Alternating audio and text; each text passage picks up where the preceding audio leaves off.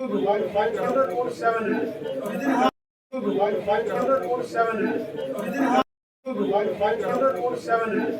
کہ آپ کو معلوم ہے کہ ہم پہلے آپ کی وساطت سے الیکشن کمیشن آف انڈیا کا بھی شکریہ ادا کریں گے اور سپریم کورٹ آف انڈیا کا بھی شکریہ ادا کریں گے.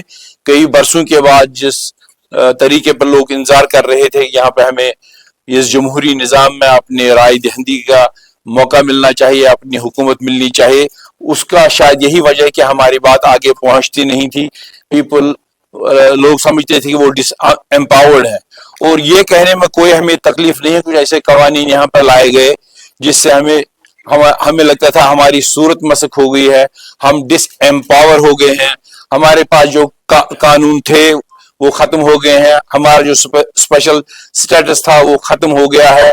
اور اس وقت کا جو صورتحال جس وقت یہ قوانین لائے گئے, ہم دم بخود ہو گئے. ریاست جموں کشمیر کے تمام لوگ, بات کرنے کی کسی کو اجازت نہیں تھی, آگے چلنے کی کسی کو اجازت نہیں تھی. اور ان حالات میں بڑی مشکل سے 2020 میں ہمارے جو سینئر لیڈرز تھے جموں کشمیر کے مختلف پارٹیوں کے جو الیکشن سے وابستہ تھے, ہم نے کوشش کی ایک پارٹی بنانے کی اور ایک پروگرام لوگوں کے سامنے لانے کی. یہ لوگوں کے پاس فیصلہ اس وقت کرنا ہے کہ ہم کتنا اس اپنے پروگرام میں آگے چل پائے اور کتنا نہیں چل پائے. تو ریسٹوریشن آف امینڈڈ لاز, یہ میں نے پہلے ہی کہا, مجھے لگتا ہے یہ سیلف ایکسپلینیٹری ہے, یہ آپ سمجھ گئے ہوں گے. اور سٹیٹ ہوڈ کا مسئلہ ہے, اس کی طرف میں نے اشارہ کیا. ہم ایک فل فلیجڈ سٹیٹ کا ریسٹوریشن یہاں پہ چاہتے ہیں. اس کے لیے ہمیں کوشش تھی, خواہش تھی کہ اسمبلی الیکشن سے پہلے ہو جائے, نہیں ہوا, لیکن اس میں کوئی چارہ نہیں, ہمارا پورا طاقت اس میں لگنا چاہیے. جس بھی طریقے سے ہم ہو پائے وہ ایک تھوڑا سا ریڈرسل ہوگا. جہاں تک لینڈ کا پروٹیکشن ہے, جو ہماری زمین ہے اس کا پروٹیکشن, اور نوجوانوں کی یہ نوکریوں کا پروٹیکشن, وہ جو اگر ہم دہائیاں دے رہے ہیں کہ ہم نے اس کا پروٹیکشن لایا ہے, لیکن یہ 370 کی طرح ہم عارضی اور کمزور نہیں رکھنا چاہتے ہیں. اس کی کانسٹیٹیوشنل گارنٹی کی ضرورت ہے تاکہ آنے والے کوئی بھی حکومت, چاہے ہم ہوں چاہے مخالف حکومت ہو, یہاں کے بچوں کو یہاں کے زمینوں کو کسی طرح چھیڑخانی نہیں, یہ ان کا حق ہے اور یہی حق وہاں پہ رہنا چاہیے. ڈیٹینیز کے بارے میں نے ذکر کیا, یہ ڈیٹیل نوٹ آپ کو ملے گا. ہم یہ چاہتے ہیں جو باہر کے جیلوں میں وہ واپس آئیں, جن کے خلاف کوئی زیادہ ہینیس کرائمز ہیں ان کو چھوڑا جائے, جن کے خلاف معمولی ایف آئی آر ہے اور لیکن ابھی تک بھی ان کو 26 جنوری کو پرائم منسٹر کے دن پہ 15 اگست کو تھانوں میں 3 دن 4 دن یاترا کے دنوں پہ ان کو بلایا جا رہا ہے, وہ ختم کیا جانا چاہیے. اور اس کے ساتھ ساتھ یاترا کے روز ہر جگہ تلاشی, گاڑی روکو, ہمارا خوش آمدید ہے یاتریوں کو, ہم ان کے محافظ ہیں, سرکار بھی ان کی محافظ ہے, لیکن not at the cost of locals. ان کو بھی ایک ٹورزم ریلیٹڈ ایک ماحول بنانے کی ضرورت ہے. چیف منسٹر کے پاورز کا میں نے پہلے ہی ذکر کیا. آنے والا چیف منسٹر آج کے قانون کے مطابق کوئی طاقت نہیں رکھتا ہوگا, اس کے لیے بھی ہم کام کریں گے. پاور سپلائی کا بہت ہی یہاں مسئلہ ہے. 2 سال سے نہ سردی میں پانی ملتا ہے, پاور ملتا ہے, نہ ونٹر میں پانی ملتا ہے. ریٹ 200 400 1200 1500, جو ہم میٹرز نہیں ہے وہاں 1500 بھی ٹچ کر گئی. اور میٹر ایریاز میں سمارٹ میٹرز کا جہاں پہ وعدہ تھا وہاں پہ بھی بجلی کی دقت ہے. تو ہم یہ دقت کو دور کرنا چاہیں گے. اس میں ہم نے یہ پروگرام کیا ہے کہ ہم گرمی کے دنوں میں جموں والوں کو 500 یونٹس فری پاور دیں گے اور کشمیر والوں کو سردی میں 500 یونٹس فری پاور دیں گے. بجلی کی سپلائی کو لے کر جو ہائیڈل پروجیکٹس یہاں پہ ہیں, جو ہائیڈل NHPC وغیرہ کے پاس ہیں, انہوں نے بہت فائدہ اٹھایا, اور جو ان کی اس میں انویسٹمنٹ تھی وہ تقریباً انہوں نے ختم کر دی ہے. ہم چاہیں کہ ہم ان سے واپس لینے کے لیے کوشش کریں گے.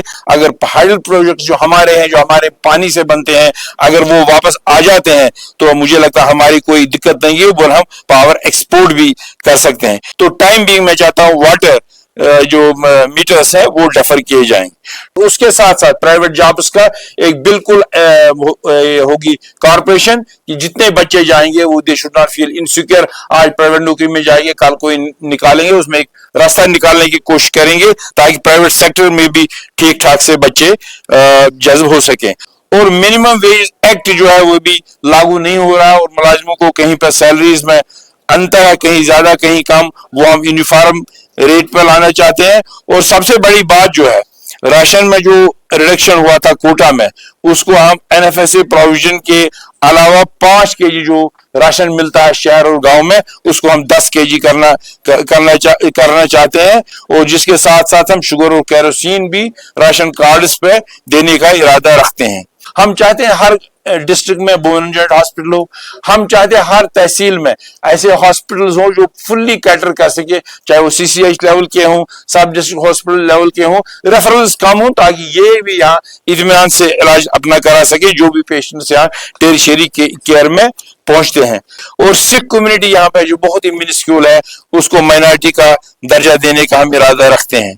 और ट्रेडर्स का वफद हमें मिला था, कुछ टैक्सेस गवर्नमेंट ने इम्पोज किए हैं ट्रेडर्स पे, जो अभी हमारे पास डिटेल उसके नहीं है, हम वो रिकंसिडर करेंगे। और एक टूरिज्म पॉलिसी गवर्नमेंट ने बनाई है जिसमें रजिस्ट्रेशन को लेकर 5 साल से 2 साल कर दिया गया, वो बड़ा मुश्किल है। और लगता है कि जो ये टूरिस्ट ट्रेड वाले हैं उनको सिर्फ फिर कागजात लेकर ही चलना, मुझे लगता है वो कारोबार करने तक नहीं पहुंच जाएंगे। एक अलग सी स्कीम फिजिकली डिसेबल्ड लोगों के लिए होगी, उनको दर दर की ठोकरें खाने के बजाय हम चाहते हैं कि हर घर में एक डिपार्टमेंट का बंदा आए, उनका सर्वे करे और उनके नीड्स को जरूरियात के मुताबिक हल करने की कोशिश करें। अगरचे रोड कनेक्टिविटी काफी बढ़ गई है, लेकिन उसके बाद भी जिलों के साथ कई फार फ्लंग एरियाज हैं जहां भी कनेक्टिविटी की प्रॉब्लम है, वो हम चाहते हैं कि वो भी टॉप मोस्ट एजेंडा पर हमारे हो जाए और हर जिले में स्किल डेवलपमेंट के इंस्टीट्यूशंस हो जाए। कि कुछ डिपार्टमेंट ऐसे हैं जिनको 24/7 at back and call of people रहना चाहिए, एक करप्शन फ्री सरकार होनी चाहिए, और जो सरकार की नजर करप्शन पर रहती है उसके अलावा हम कोई ऐसे इंस्टीट्यूशंस खड़ा करें प्राइवेट सेक्टर से जो अपने अपने इलाकों में लोगों को तकलीफ दिए बगैर इस पे एक आंख खुली रखे ताकि करप्शन फ्री हमारा एक माहौल बन जाए। हाल ही में सरकार ने अपनी ये रोशनी एक्ट में कुछ तरामीम की है, उसको उड़ाया है। हम इरादा रखते हैं कि लोगों की कंसल्टेशन के बाद, लोगों से मशवरे के बाद उसको रिवीजन करे, और रजिस्ट्रेशन ऑफ कॉलोनीज, जो कुछ कॉलोनीज आई हैं उनकी डिमांड है कि हम कॉलोनीज बन गई हैं, मकानात बन गए हैं, उनको सुविधाएं देकर रजिस्ट्रेशन करने की भी कोशिश की जाएगी। शुक्रिया बहुत बहुत।